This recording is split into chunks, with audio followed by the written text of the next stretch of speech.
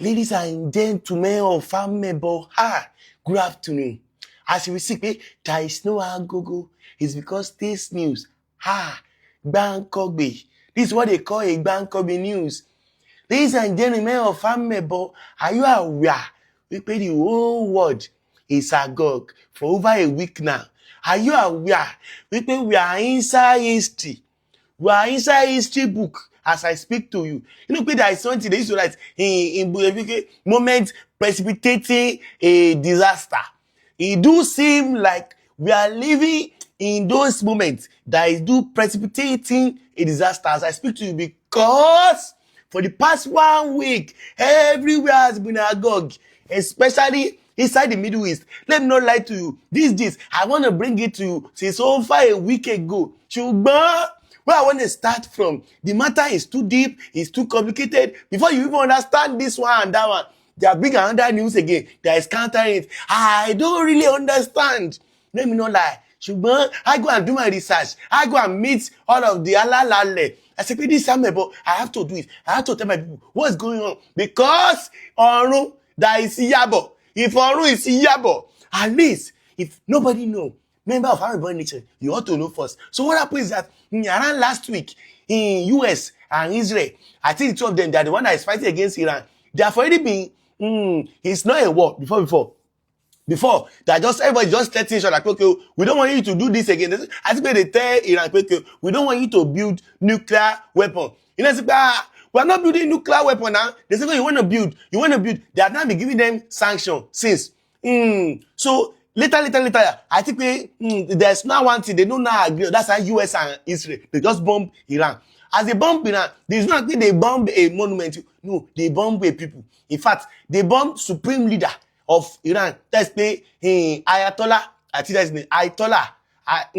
Yeah, go and Google it. So they bomb, as they bomb him like this, that's how then Donald Trump and US now come and say, okay, we have destroyed all the people who are wreaking havoc in Iran. Apparently, them Donald Trump and Israel, they say, all them Ayatollah and the regime in Iran, they are always, what's the word now? They don't have fair equality. They are always pressurizing their people. They are threatening their people. The people don't have human rights, even though particularly the women. They say, women in Iran, they don't have rights, they don't have this, they don't have that. It's even good time, even bringing this information to you, because today is International Women's Day. So, them US and Israel, we are just protecting the people of Iran. As long as they can do a regime change in Iran there, that is all we want to do. We just help them and take out their leader. As that one happen, Iran no even hear they no hear po. As they just hear go, they no hear come back again. Because since that moment, they don't start to bomb all the countries around them. Middle East, if you go and check the map, Middle East, all of them, they are close to each other. So I think Iran is the biggest country in the Middle East here. It's one that have a lot of oil. Also, another information I hear as I'm going, the research that I got if you see the research that I got, apparently there is one oil place in Iran. They call it States of Hormuz. So 20% of the whole of the oil and gas in the whole world is passing that place. So all used to pass there to go to China, to go to Russia and co. So as Iran, as they bomb the Ayatollah, those who first start bombing all the neighboring countries, they bomb Bahrain, they bomb UAE, Dubai. In fact, it's Dubai that just bombing Dubai. They have been bombing Dubai since day one. I think Dubai is very close to Iran. So they bomb Dubai, they bomb Dubai. I think all of the things that they say in that Dubai, where they are having a car, these people are too developed.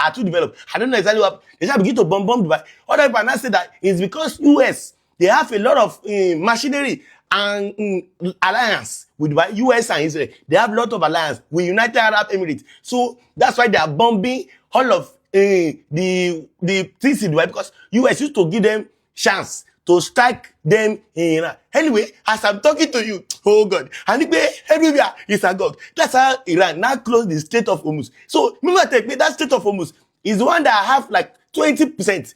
20% of the world oil is going to there. So all the Russia, China, they need that place to be functioning. Meanwhile, as US and Israel, as they now bomb Iran, they say they are not doing any world war. They just want to do military operation. It's military operation. In fact, they call it Operation Epic Fury. That's what they call the operation. It's just a military operation, but they don't want to start a war. as Iran now escalates it, hello, it's a lie. You want to start it, you want to collect this, you want to collect. So everybody now begin to bring their own theory. So people say, it's oil and gas that US wants in Iran. Other people say, no, it's US and Israel. That's what Israel is controlling US. Some people inside, they are lobbying this, what's called the government. And the information want to drive me crazy. Anyway, as I speak to you, sir, earlier this morning, US now go and bomb I think the oil reserve in Iran. You understand? I think it's the biggest bomb that they have bombed. Even Israel is not threatening Iran. People, you better give up, or else we are going to give you something or need something to you that you will not know where it's coming from. Everybody is not speculating. What do Israel on this to Iran? Information is not reaching Iran. Apparently, Israel have a nuclear weapon and Iran don't have nuclear. So, Israel say Iran should not build nuclear weapons. Should one day they have nuclear weapons. That's why everybody have been shouting this. How can you give this person that's in my territory authority to build a nuclear weapon and you don't give me authority to build nuclear? I think that is what I really caused the Ladies and gentlemen, I think this is a story. It's a lot. It's a lot. And it's history. As I'm getting more information, I'm going to be bringing it to you. So just be aware. This is what is happening around the world. And it's even possible, if this war now, if you go and extend, you know, it's US and Israel that is fighting against Iran. Apparently, Iran now have tie with Russia and China because that's where the oil is passing. If Russia and China, that's where they want to join Iran, that's the problem. Even though there is now somebody now pointing out, in North Korea, he's just sitting there. That's the Kim Jong-un. He's just waiting. Can somebody just bomb me by mistake? Can somebody not just bomb me by mistake? Apparently, I think they even have their own nuclear weapon. So as I speak to you now, there is a threat of nuclear, left, right, and center. Where are this when what gone one ahead? Ladies and gentlemen, everybody, be updated so that you know what's going on. I'm gonna give you more emojis. For now, sayonara, it's on a low kill. It's on a low kill. That's why you know see I go now. Before they will say somebody is anti-Semitic, sayonara.